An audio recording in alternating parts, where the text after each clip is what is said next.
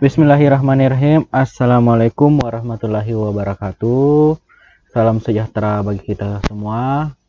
Baik adik-adik, ini pada kesempatan kali ini saya ingin membagikan ya langkah sukses untuk mendaftar SNMPTN 2021. Nah, sebagai informasi untuk pendaftaran SNMPTN 2021 itu dibuka tanggal 15 Februari 2021 yaitu pada pukul 15.00 WIB ya, yaitu esok hari ya. Nah, oke. Mungkin adik-adik itu calon mahasiswa baru sudah tidak sabar ya untuk mendaftar SNMPTN. Untuk pendaftaran SNMPTN, adik-adik silahkan cermati ya 7 langkah berikut. Yang pertama, kita lakukan yaitu kita harus lakukan login ya, login di portal LTMPT dengan menggunakan akun yang sudah adik-adik buat, yaitu dengan menggunakan email dan passwordnya. Nah, langkah kedua, adik-adik yang lolos kita lakukan kelengkapan data orang tua. Nah, di halaman profil. Nah, ketiga, adik-adik melakukan pendaftaran SNMPTN dengan mengisi pilihan prodi yang dipilih pada halaman pilihan. Keempat, adik-adik mengisikan portofolio sesuai kebutuhan prodi. Kelima, adik-adik mengisikan prestasi pada halaman prestasi. Ini tidak wajib. Keenam, adik-adik melakukan finalisasi pada halaman finalisasi. Terakhir, adik-adik itu mengunduh dan mencetak kartu registrasi. Oke, itu ya langkah untuk pendaftaran SNMPTN. Oke, kita masuk pertama itu kita lakukan login siswa. Nah, ini kita masukkan email dan password yang telah kita buat ya. Kemudian klik masuk. Jika tampilannya seperti ini, adik-adik bisa lanjut ke tahap SNMPTN. Namun, jika pemberitahuannya seperti ini, mohon maaf, Anda tidak berhak mengikuti SNMPTN 2021. Silahkan mengikuti SBMPTN. Berarti adik-adik itu tidak berhak ya untuk mengikuti SNMPTN. Nah, jika tampilannya seperti ini, berarti adik-adik itu masih belum melakukan finalisasi data ya. Jadi, silahkan adik-adik buka portal LTMPT untuk melakukan finalisasi data terlebih dahulu. Nah, setelah itu kita ke tahap selanjutnya yaitu melengkapi profil. Nah, klik profil ya. Nah, akan tampil seperti ini. Nah, pada tahapan ini akan kita lengkapi di profil yaitu mengenai kelengkapan data orang tua. Nah, di sini mengenai penghasilan orang tua, berapa ya penghasilan orang tua, kemudian jumlah tanggungan orang tua. Nah, setelah itu ingat untuk klik simpan ya. Nah, klik simpan.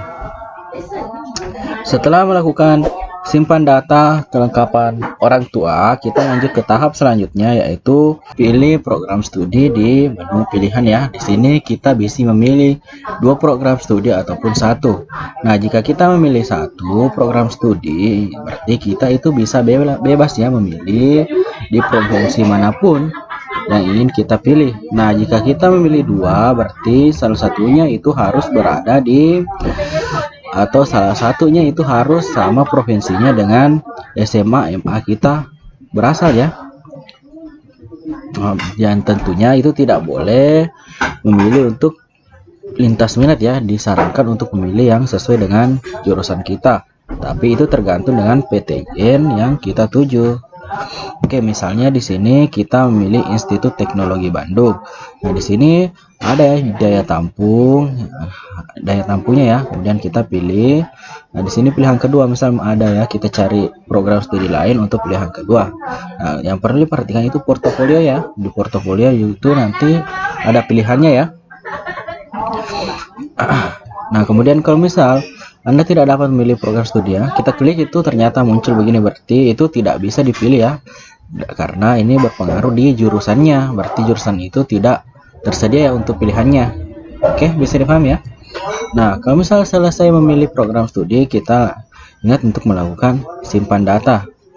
Nah, setelah melakukan simpan, nah jika tampilannya seperti ini, apakah Anda yakin akan menyimpan pilihan Anda? Anda harus mengunggah portofolio untuk program studi yang memiliki syarat portofolio, berarti jurusan yang Anda pilih itu memiliki persyaratan portofolio, berarti harus mengunggah portofolio. Nah, biasanya untuk portofolio itu ada di jurusan kesenian dan olahraga ya. Nah, di sini ada, bisa dilihat di website LTMPT ya, untuk jurusan ataupun jenis-jenis portofolio yang dibutuhkan, misal olahraga, seni rupa, seni tari, seni musik, etnomusikologi, teater, fotografi, film, pedalangan. Nah, semua itu ada ya. Bisa dilihat dokumen portofolio yang perlu disiapkan di portal di ltmpt.ac.id ya.